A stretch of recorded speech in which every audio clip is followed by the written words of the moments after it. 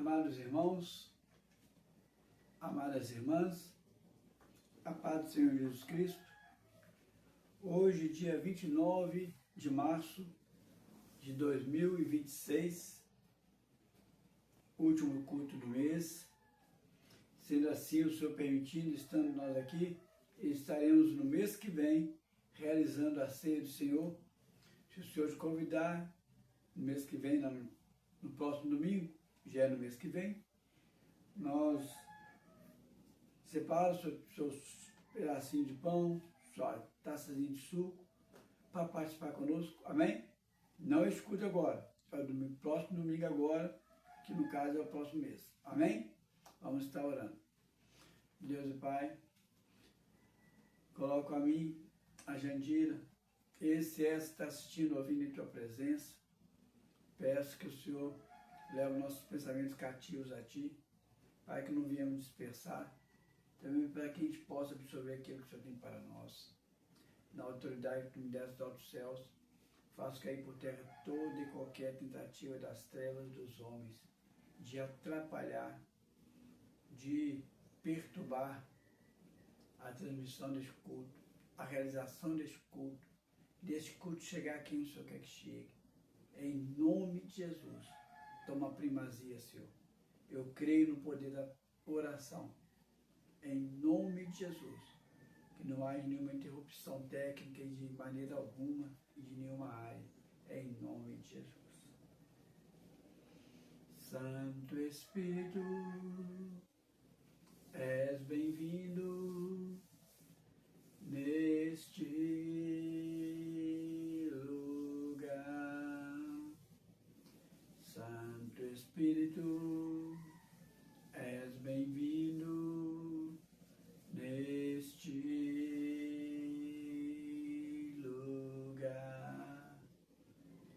Onipotente Pai, de graça e misericórdia, és bem-vindo neste lugar.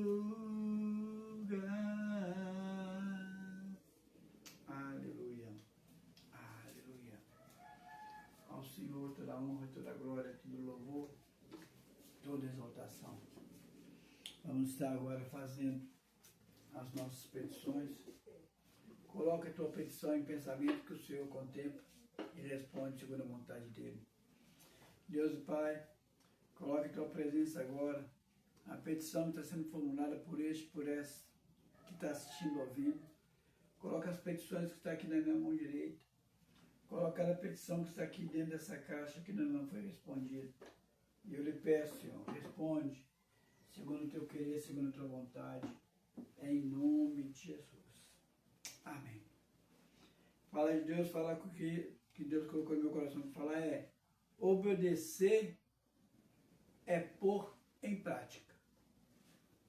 Tem muitas pessoas que têm a vontade de obedecer, por incrível que pareça. Inclusive quando a pessoa tem vício, ela quer de tudo que tem jeito, mas o vício fala mais alto. Quem é viciado em alguma coisa, seja no café, seja numa bala, seja o que for, sabe o que significa isso. Por mais que eu queira, eu não consigo. A vontade não significa obedecer. A boa intenção. Tem um ditado que fala que de bem intencionado o inferno está cheio. Você ter consciência da situação não significa que você obedece. Só obedece praticando. Está aqui em Mateus, capítulo 21. Jesus falou de uma maneira muito clara aqui, muito objetiva. Mateus, capítulo 21,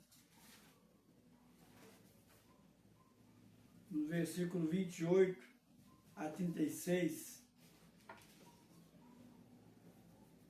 ele diz o seguinte: Significa a parábola dos dois filhos. E que vos parece? Um homem tinha 2 filhos. Chegando o seu primeiro, disse: Filho, vai hoje trabalhar na vinha.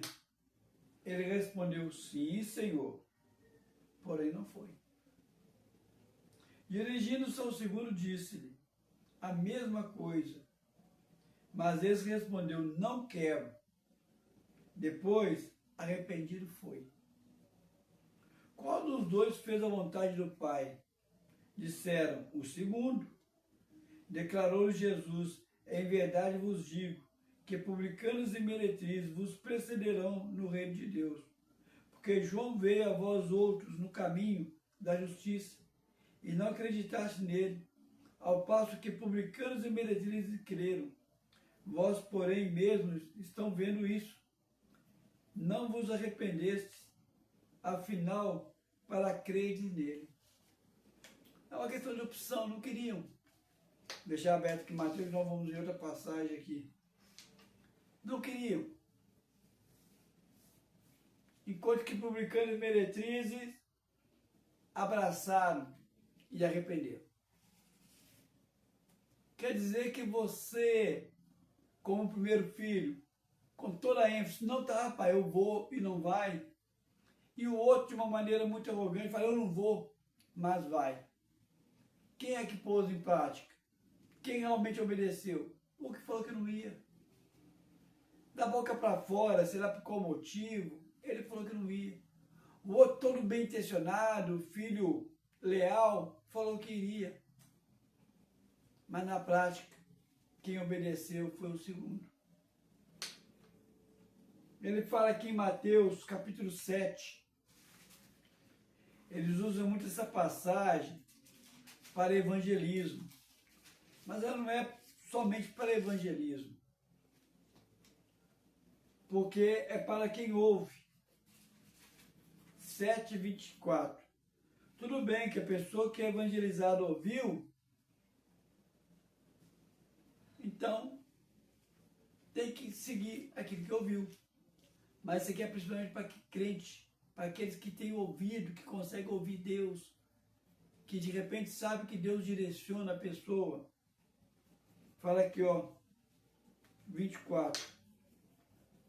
Todo aquele, pois, 7:24, que ouve estas palavras e as pratica, olha só, as pratica, será comparado a um homem prudente, que edificou a casa sobre uma rocha. E cai a chuva, transbordam os rios, sopra um vento e derem com ímpeto contra aquela casa, que não caiu, porque foi edificada sobre a rocha. E todo aquele que ouve, quer dizer, vai ouvir também, estas minhas palavras, e não as praticam, será comparado a um homem insensato, que edifica a sua casa sobre a areia, e caiu a chuva, transbordaram os rios, sopraram os ventos, e deram com ímpeto contra aquela casa, e ela desabou, sendo grande a sua ruína. Muitas pessoas falam assim: olha, essas coisas são difíceis, não é Deus. Você vai perceber se a coisa é de Deus mesmo, está dando tudo certo. Não. Quem é servo de Deus consegue ouvir a voz de Deus em qualquer situação. Rio transbordar, tempestade vir, ventaval vir, é para todos. É algo natural, faz parte da natureza. A diferença é aquele que tem a casa firmada na rocha e aquela pessoa que tem a casa firmada na areia.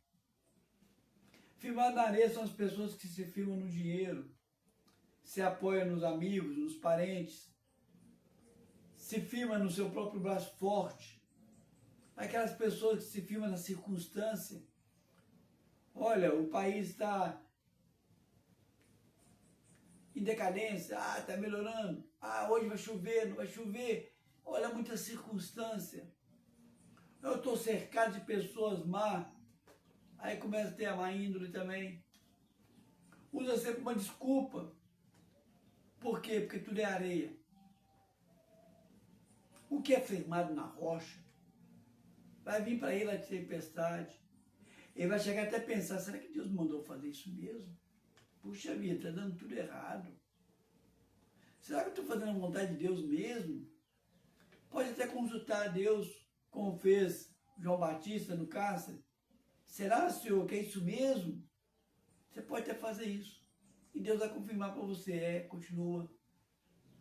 Estava falando com a minha esposa ontem sobre a importância de você ter um feeling espiritual, de você ter uma percepção espiritual, de perceber a hora que a nuvem subiu, para você poder desmontar o acampamento. Porque ao desmontar o acampamento antecipadamente e a nuvem não subir, ela não vai subir porque você desmontou o acampamento. Ela só sobe quando é o tempo de Deus. E o desmontar o acampamento vem depois. Mas é para quem tem um feelingzinho. Porque muitas pessoas, ao ver a circunstância, falam assim, opa, acabou o tempo de Deus. Não porque Deus falou, mas porque aquela pessoa está sentindo opressão externa. Isso é areia. Isso é pessoa que anda conforme a onda, conforme a situação. Na hora que a coisa estava apertada, João Batista falou, Senhor, é o Senhor mesmo? O Senhor fez uns sinais para mostrar para ele que era ele mesmo.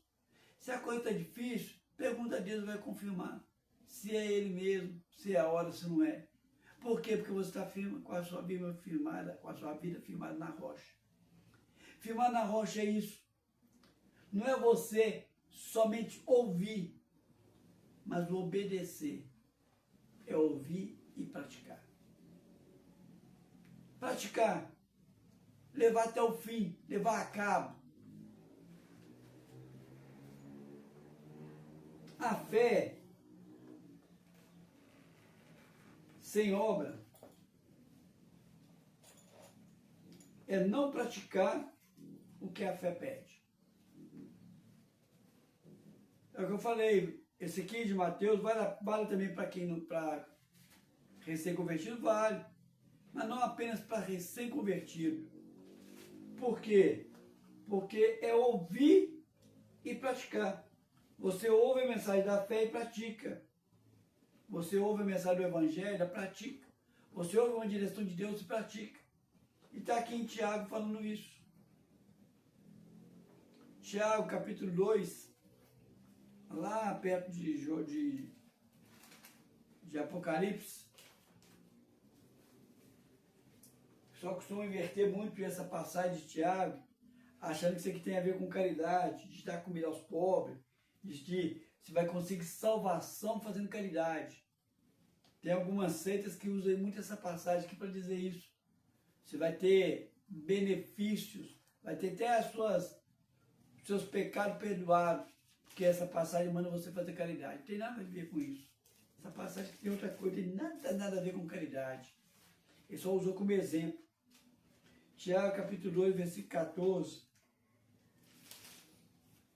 ao 26, diz o seguinte: meus irmãos, qual é o proveito se alguém disser que tem fé, mas não tem obra? Quer dizer, a pessoa ter fé, a fé vem de ouvir. Ouvir a palavra de Deus. Obedecer não é apenas você ouvir, mas você praticar. É o que ele quer dizer aqui. Se você tem fé, é porque você ouviu uma direção de Deus. Mas que adianta você ouvir uma direção de Deus, mas não praticar? Que proveito tem a fé, mas se ela não tiver obras? A obra da fé aqui é a prática. É você fazer aquilo que a fé mandou. Essa prática pode ser ficar parado. Quando você está muito agitado, o Senhor fala assim, aquieta-te. Qual que é a obra da fé aqui do que Deus mandou você aquietar? É ficar parado. Mas vem cá, a prática, a obra é ficar parado? É. Por quê? Porque a ordem foi essa. Aquieta-te.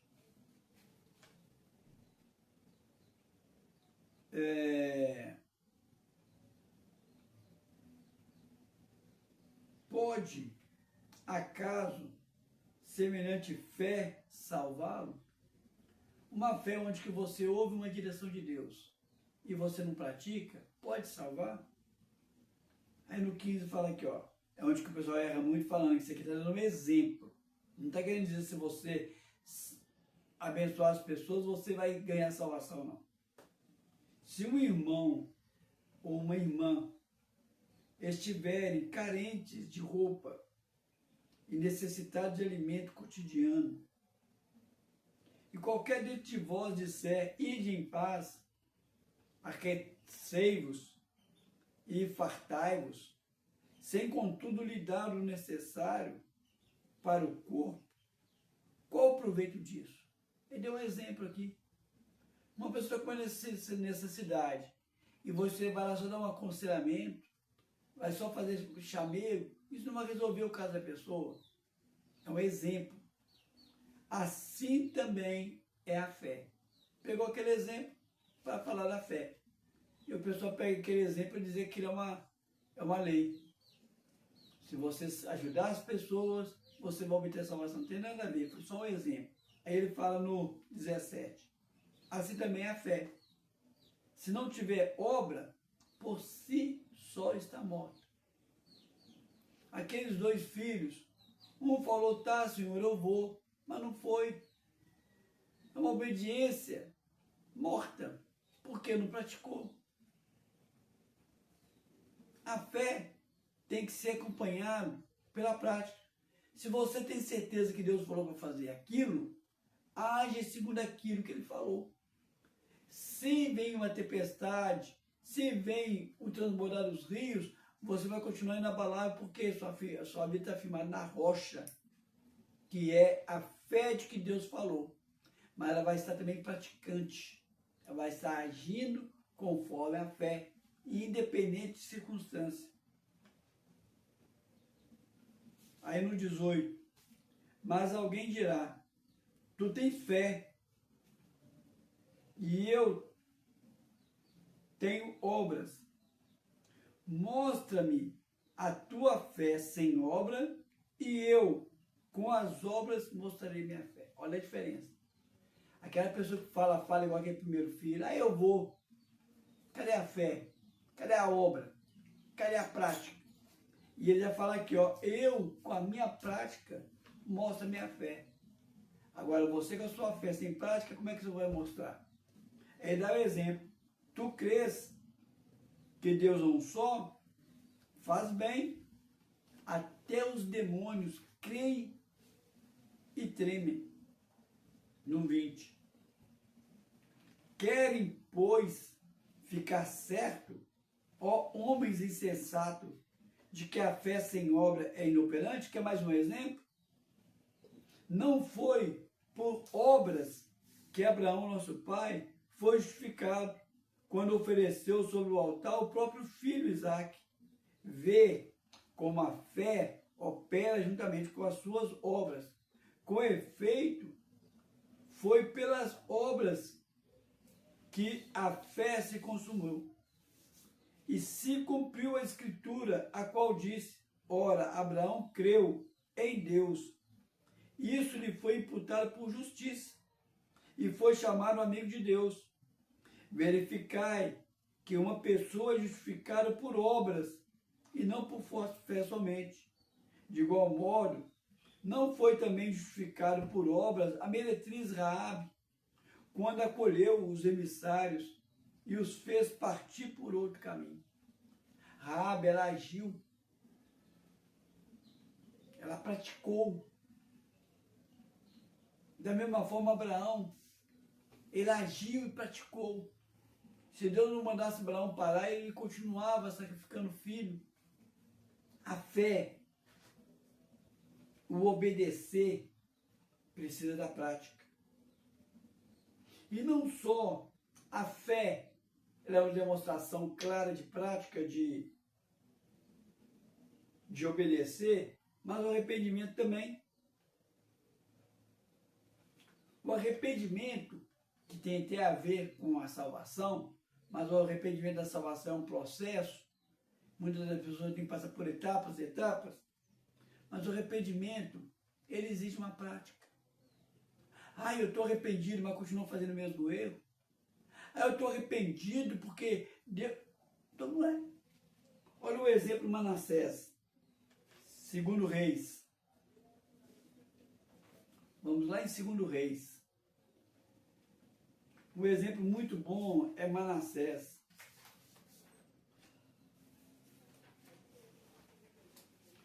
Manassés foi o pior dos reis da tribo de Judá.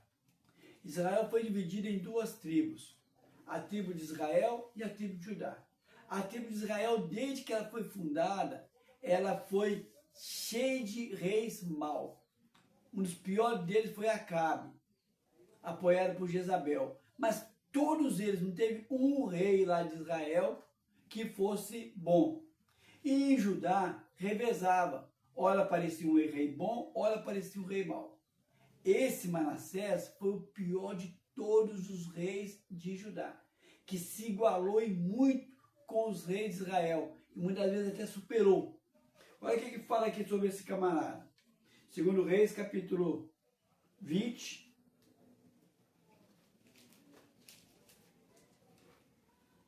Não, capítulo 21. 2 Reis, capítulo 21, versículo 10. Não, capítulo 1. 2 Reis, capítulo 21, versículo 1 a 9. Diz o seguinte: Tinha Manassés 12 anos de idade quando começou a reinar, e reinou 55 anos em Jerusalém. Sua mãe chamava-se Afzeba.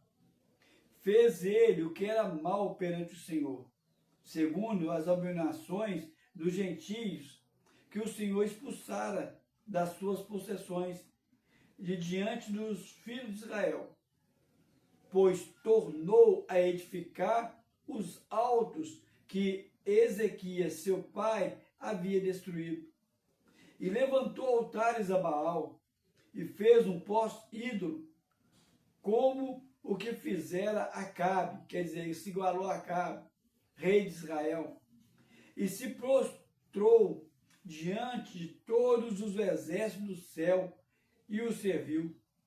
Edificou altares na casa do Senhor, dentro da casa do Senhor, dentro do templo, edificou altares, do qual o Senhor tinha dito: em Jerusalém porei o meu nome. Também edificou altares a todo o exército dos céus nos dois átrios da casa. Lá no átrio foi colocado dois. E queimou a seus filhos, fez uma oferenda, queimou a seu filho como sacrifício. Adivinhava pelas nuvens, era agoureiro, e tratava com médios e feiticeiros. Prosseguiu em fazer o que era mal perante o Senhor, para o provocar a ira. Também pôs a imagem de escultura do poste ídolo que tinha feito na casa que o Senhor dissera a Davi e a Salomão, seu filho, nessa casa em Jerusalém, que escolhi de todas as tribos de Israel, porei o nome para sempre. E não farei que os pés de Israel ande errante da terra que dei a seus pais. Contudo, tenham cuidado de fazer segundo tudo o que lhes tenho mandado, e conforme toda a lei de Moisés, meu servo, que ele ordenou. Mandou tomar cuidado, obedece. Deus mandou. Aí no 9 fala, eles, porém, aí já fala eles, olha só para você ver, eles, era Manassés, não ouviram, e Manassés, de tal modo, fez os seus erros, que fizera pior do que as nações que o Senhor tinha destruído diante dos filhos de Israel. Deus só levou o povo de Israel para aquela terra, porque aquelas nações estavam fazendo coisas terríveis. E teve um momento que Deus falou para Abraão lá atrás, que ele iria esperar o cálice da ira atingir o seu ápice, para só depois levar o povo de Israel para lá e tirar aquele povo de lá, eliminar aquele povo. O que Manassés fez? Manassés conseguiu, em certas áreas, fazer pior que aquele povo. Em outras áreas, imitou Acabe. Foi terrível. Ele simplesmente andou numa desobediência total. Ele ignorou, Deus mandou para esse lado, ele ignorou totalmente para o outro lado. Aí o que aconteceu? Olha aqui, no capítulo 10. O juízo a respeito de Judá, não é a respeito de Manassés, não. Por quê? Porque Manassés fez, mas aqui fala aqui, ó. Mas aqui fala também aqui, ó, no 9. Eles, porém, não ouviram Manassés e o povo. Por quê? Você pode ter um líder, seja governamental, seja religioso, seja os seus pais no lar. Se eles te liderar para o mal, você vai, se você quiser, porque você tem livre-arbítrio. Você tem a direção de Deus. Se Deus está dirigindo para você para uma coisa e a sua liderança se dirige para outra, você obedece a liderança ou vai obedecer a Deus? Aqui o povo obedeceu o que? Manassés. E o povo sofreu. Porque aqui fala que o juízo veio sobre Judá. Aí o que ele diz aqui?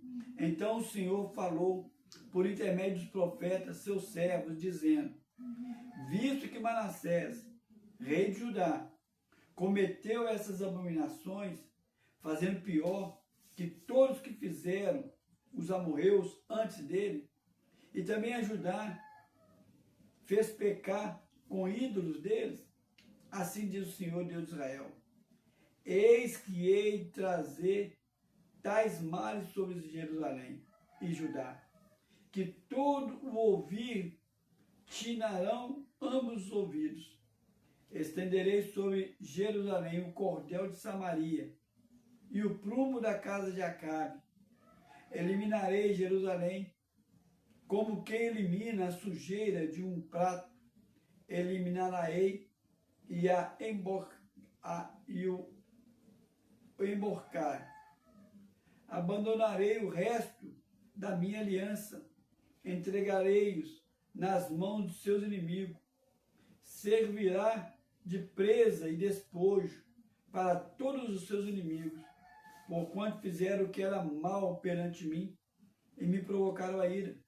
Desde o dia em que seus pais saíram do Egito até o dia de hoje.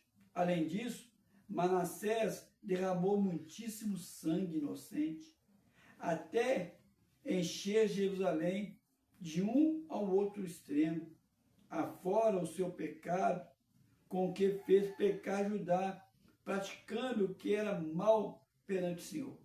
Ele fala aqui que desde o povo sair do Egito, o povo só vinha errando. Mas com Manassés, a coisa ficou terrível. Aí no 17, quanto aos mais atos de Manassés, e tudo que fez, e o seu pecado que cometeu, porventura não está escrito no livro da história dos reis de Judá?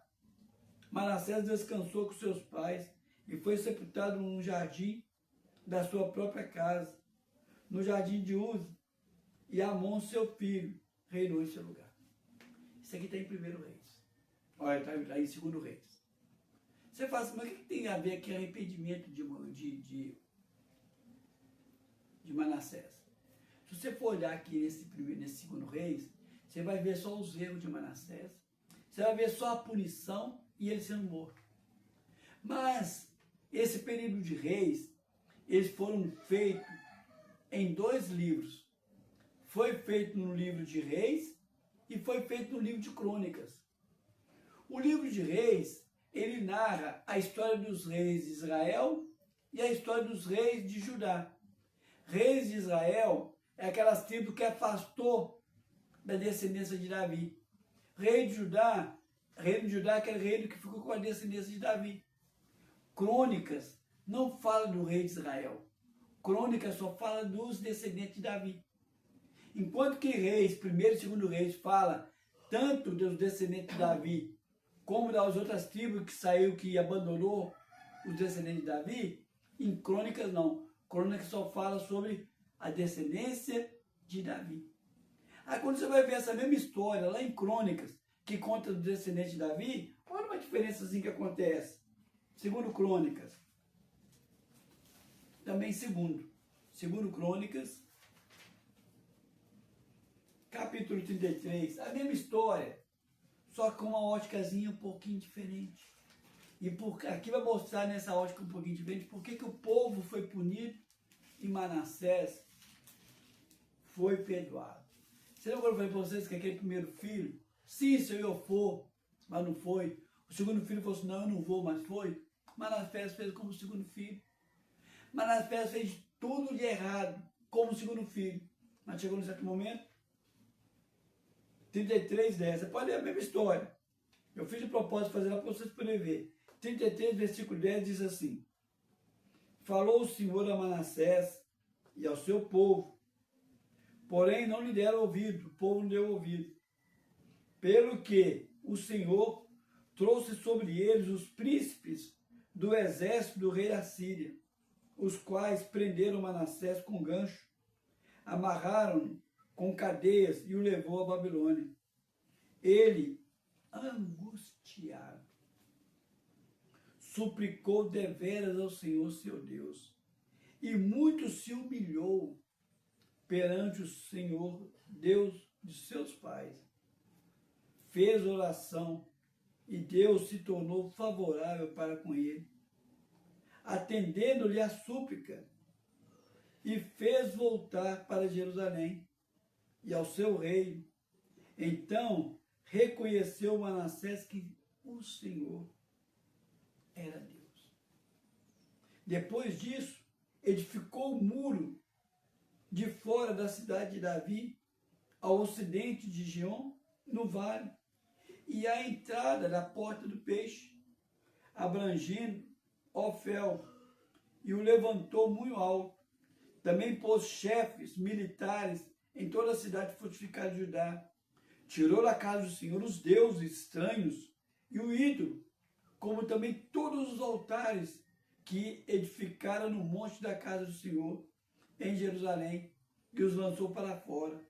Restaurou o altar do Senhor, sacrificou sobre eles ofertas pacíficas e as ações de graça, e ordenou a Judá que servisse o Senhor, Deus de Israel.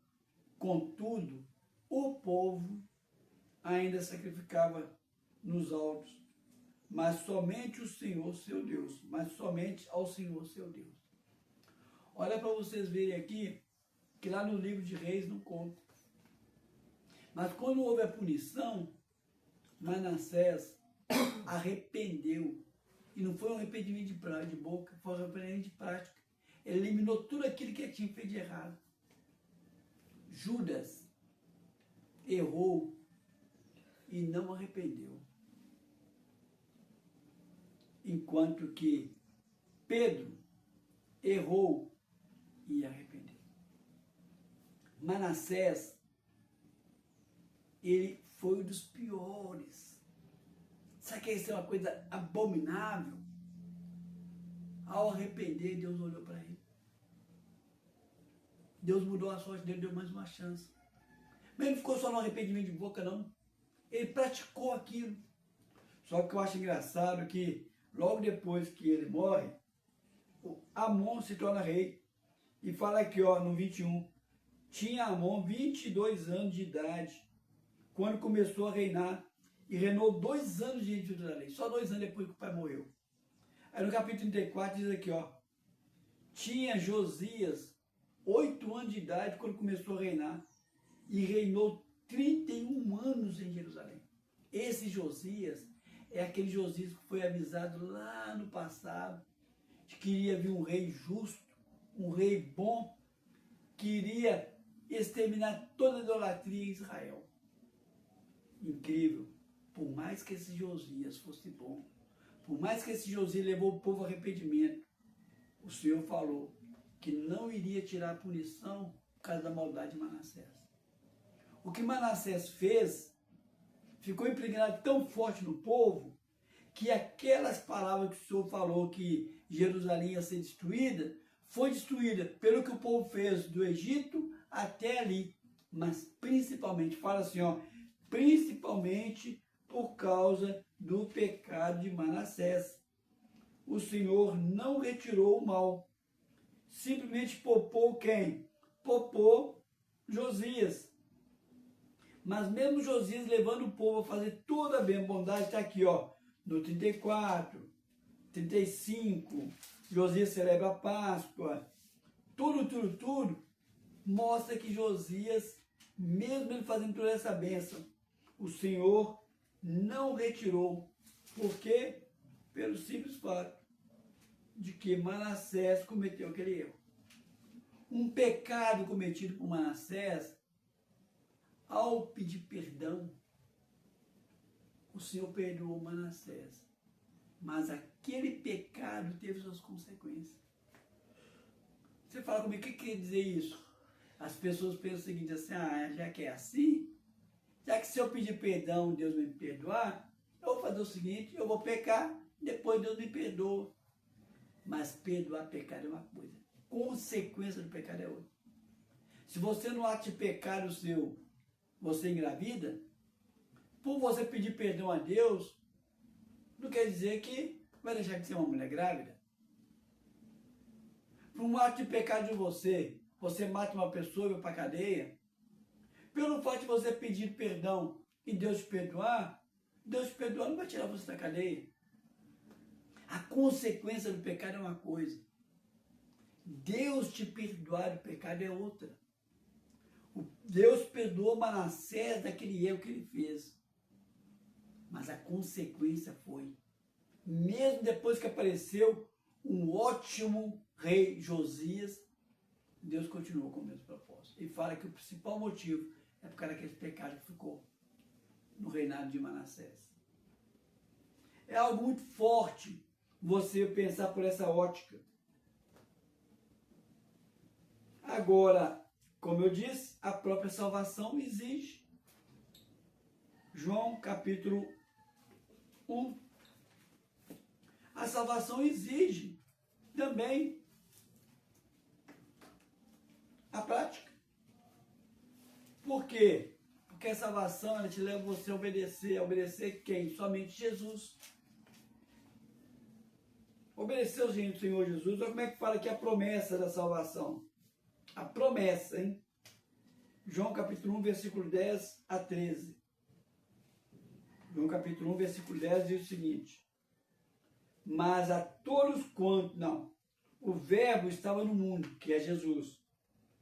O mundo foi feito por intermédio dele, mas o mundo não o conheceu. Veio, quer dizer, Jesus veio para o que era seu, e os seus não o receberam, que é os judeus.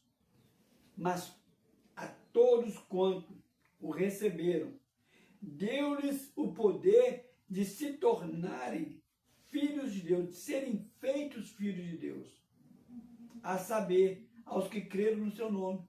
Não é todo mundo que é filho de Deus, todo mundo é criatura de Deus. Os que creram aqui passaram a ser filhos de Deus. 13. Aos quais não nasceu do sangue, nem da vontade da carne, nem da vontade do homem, mas de Deus. Olha para vocês verem que ele fala que não é a vontade do homem nem da carne, mas pela vontade de Deus. Aquelas pessoas que aceitam Jesus como Senhor e Salvador se tornam filhos de Deus. Isso é uma promessa. Mas para a promessa acontecer, tem que ter uma prática. Eu falo para você fala assim, olha que interessante, mas você não pratica? Qual que é a prática da salvação? Está aqui em Romanos. É a prática. Não adianta você falar assim, que bonito essa fé cristã dos evangélicos, se você não pratica. Já foi pago ali a um preço. Já foi decretada sua libertação. Mas sua libertação só vai acontecer se você tomar posse dela. De forma consciente. E por isso que a gente fala que as pessoas que morrem não têm essa oportunidade de ser salvo pela fé, de ser salvo pela graça. Porque aqui você vai ver que é algo pessoal. Não tem como seu pai fazer por você. Não tem como você fazer para alguém que morreu, acendendo uma vela, fazendo penitência. Não tem como você ir e voltar várias vezes. Não. É uma vez só, a vida é só uma. E tem que acontecer isso aqui pessoalmente. As crianças recém-nascidas, as crianças no ventre da mãe, não precisa, porque eles são inocentes. Jesus mesmo falou que das criancinhas inocentes é o reino dos céus, já era do reino dos céus delas. Você fala assim, até quando é que vai ter a idade da inocência? Já não sei. A partir do momento que uma criança tomou a razão, ela deixou de ser inocente. Ela precisa de fazer isso aqui. Mas enquanto é inocente, vai para o céu direto. A tradição católica manda batizar a criança de pequenininho para a criança ir para o céu. O batismo não leva ninguém para o céu. A palavra fala bem clara que o batismo é para os salvos. Não que o batismo é para ser salvo. Você está salvo, agora seja batizado. Mas a criança, para começar a conversa, ela já é salva. Não precisa de batismo. E segunda coisa, o batismo só pode vir depois que vier o ato da salvação, de um arrependimento e de aceitar o Senhor como Senhor Salvador. Então você vai ver lá em João que todos que aceitar Jesus se tornarão filhos. Tá, isso é um ato de fé. Mas a prática da fé está aqui. Romanos, capítulo 10, versículo 4 diz: porque o fim da lei é Cristo para justificar a todo que crê. Se você crê em Cristo, você vai firmar em Cristo. Ora, Moisés escreveu que o homem que pratica a justiça decorrente à lei viverá por ela. Se você vai praticar, você vai agir sua vida prática, em ação, pautado na lei, você vai viver pela lei. Mas a lei diz que morre todo aquele que errar no único detalhe da lei. A própria lei mata. Agora diz o seguinte aqui, no versículo 6. Mas a justiça decorrente à fé, assim diz: não pergunta em seu coração quem subirá ao céu, isso é, para trazer do alto a Cristo, isso está lá nos Salmos. Ou quem descerá do abismo, isso é, para levantar Cristo dentre os mortos. Faz uma associação de umas passagens bíblicas de Salmo com a pessoa de Cristo. Porque,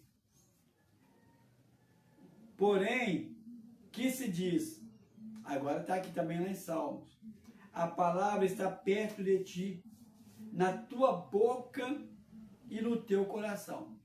Aí o que está lá em Salmo, o escritor de Romanos aqui vai, que é Paulo, decifra isso para o nosso tempo. Diz aqui, ó, isso é a palavra da fé que pregamos. Aí ele fala, se com a tua boca confessar Jesus como Senhor, e em teu coração creres que Deus o ressuscitou de dentre os mortos, será salvo. Lá em João, te dá a promessa. Se aceitar Jesus como seu Salvador, se crer no nome de Jesus, se tornará filho de Deus. Mas não pode ficar só no oba-oba, assim, só no viajando na maionese, não.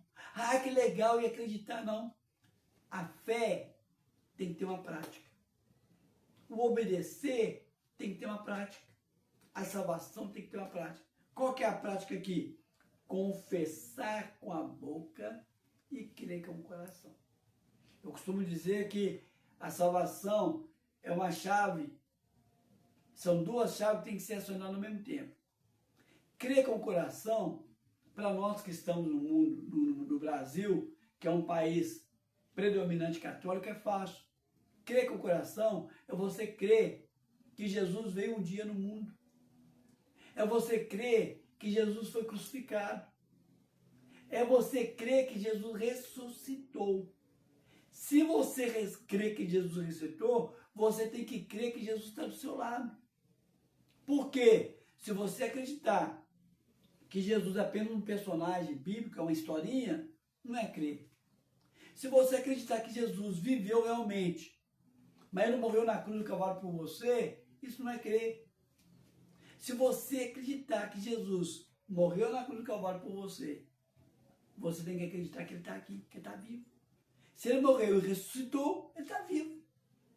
Se só morreu não basta, mas ressuscitou. Se você no coração tem a certeza que Jesus está vivo, é necessária essa parte. Mas é necessária outra parte. Confessar com a boca. Tem que confessar com a boca.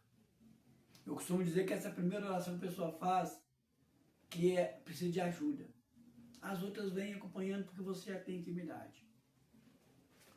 Vamos fazer isso? Eu faço a oração e você me acompanha, entregando sua vida para Jesus. Se você crê que Jesus realmente existiu, se você crê que Jesus realmente fez o que ele fez na cruz, se você crê que Jesus realmente ressuscitou depois daquilo que ele fez na cruz, você vai crer que não só que ele existiu, mas que ele existe. E ele está do seu lado. Agora só falta fazer essa parte. A prática é conversar com a boca.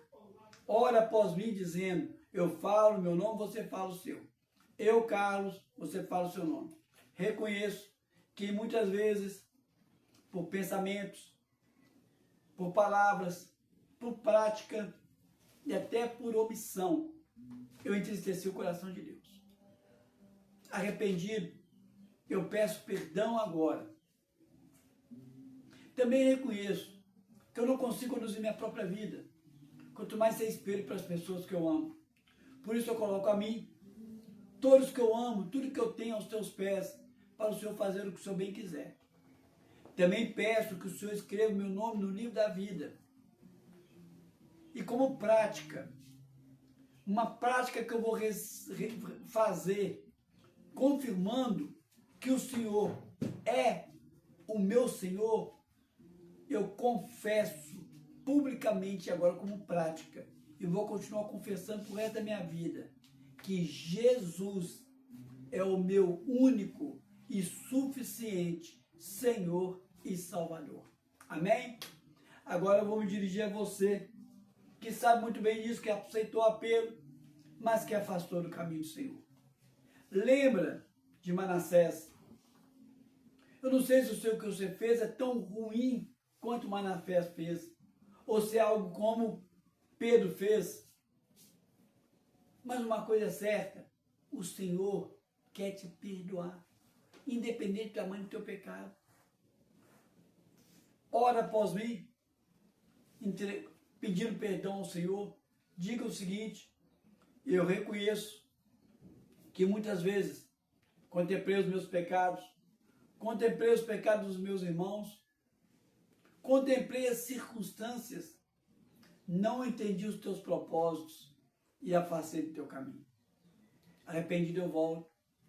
Peço que o Senhor volte a ter comunhão comigo e peço que o Senhor me ajude a voltar a ter comunhão com meus irmãos, em nome de Jesus. Amém?